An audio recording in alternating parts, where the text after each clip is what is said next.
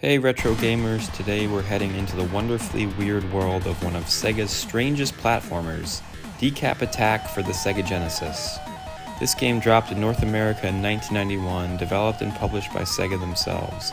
But here's a fun fact, Decap Attack is actually a heavy reskin of a Japanese game called Magical Hat, no Butobi Turbo Daibukan. That's the full title, yep, which by the way might be the single most 90s anime title ever. In Japan, it was based on an anime license, of course, but Sega ditched all that for Western audiences, slapped a horror comedy theme on it, and boom, Decap Attack was born. And this game is glorious. You're basically a headless mummy chucking your own face at monsters, and somehow it totally works. Honestly, if I could detach my head and use it to smack annoying people in traffic, I'd be unstoppable. Chuck is living the dream. So here's the story for the game, and buckle up because it's a weird one. The underworld has been blown apart into chunks by the evil demon Max Decap. So Dr. Frank N. Stein, a floating head in a saucer, creates our hero, Chuck D. Head, get it, Chuck, your head, to save the day. Oh, and Igor the assistant is there too, selling you potions and dropping random advice. Obviously, this is heavily influenced by Frankenstein, Young Frankenstein, that goes without saying. It's like Sega said, hey kids, love horror stuff, but also slapstick comedy, and also mild existential dread? Let's throw it all in a blender and hit puree. Gameplay-wise, this is pure Genesis goodness. Tight controls, creative level designs, and enemies that explode into chunks when you hit them. Chuck's got two main attacks, a short-range gut punch, or he can yeet his detachable skull across the screen like a boomerang. I mean, half the enemies look like rejected Muppets, the other half look like they try to sell you essential oils in a pyramid scheme. Power-ups let you glide, nuke enemies off the screen, or restore your health. And everything's just so delightfully bizarre.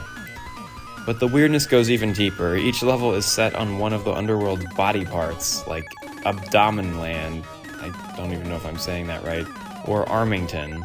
Yep, the entire overworld map is a giant demon body.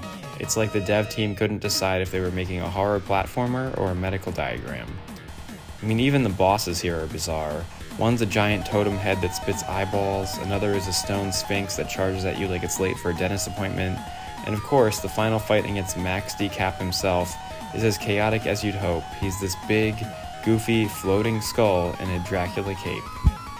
Enemies have hilarious animations too. Some jump around like wind-up toys, others scream and explode into bones when you hit them, and there's even one enemy that looks like a pissed-off pumpkin on legs.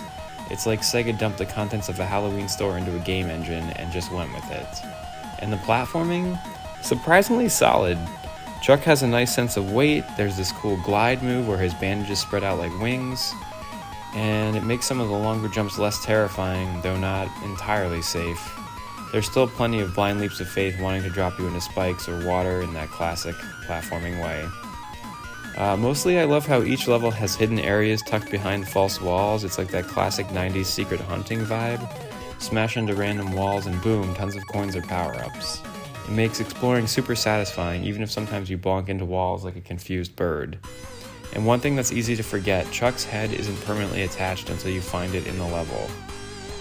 At the start, your main attack is just that weird chest punch, and honestly that animation looks like Chuck's trying to chest bump the enemies into submission. Once you grab your skull though, it's open season for long-range decapitation. I have to point out here, the music, it is absolutely awesome.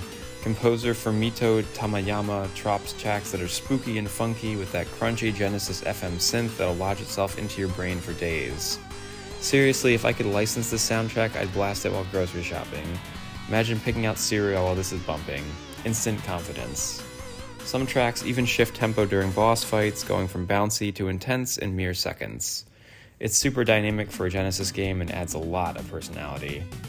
As I mentioned, graphics-wise, it is beautiful, and by beautiful I mean absolutely unhinged. There's eyeball monsters, weird flying demons, statues that look like they're judging your life choices. It's like playing a Saturday morning cartoon on acid, in the best possible way. The backgrounds are loaded with detail, twisted trees, crumbling statues, dripping goo, and the color palette is vibrant as hell, which is funny considering it's all about the underworld. But the game just literally pops off the screen. I mean, there's some old school jank, like cheap enemy placements and a few blind jumps, but once you get into the rhythm, it's an addictive ride. And fair warning, sometimes the level design is about as fair as a carnival claw machine. You will fall in pits, it's tradition. Another fun tidbit, if you collect enough coins, you can spend them between levels on potions. Some heal you, some wipe out enemies, and one just gives you points, which is frankly the most useless thing ever when you're down to your last life. There's also an incredibly random bonus game where Igor tries to match potions for extra lives. It's basically a memory game, but under pressure I forget everything I've ever known, including how to breathe. Still, Decap Attack is one of those games that oozes personality. From the goofy cutscenes to the satisfying chunkiness of every hit, it's a gem worth checking out. So here's my final verdict. Decap Attack, bizarre, hilarious, and surprisingly solid platformer that absolutely deserves its cult classic status. The music slaps, the visuals pop, and there's nothing else quite like hurling your own skull at a flying demon. I'm giving Decap Attack a strong 8 out of 10 detachable skulls. It's not perfect, but man, it is a blast to play. So if you like this review, drop a like, hit subscribe, and tell me in the comments if you'd eat your own head to save the underworld. And until next time, have a great day, and don't lose your head.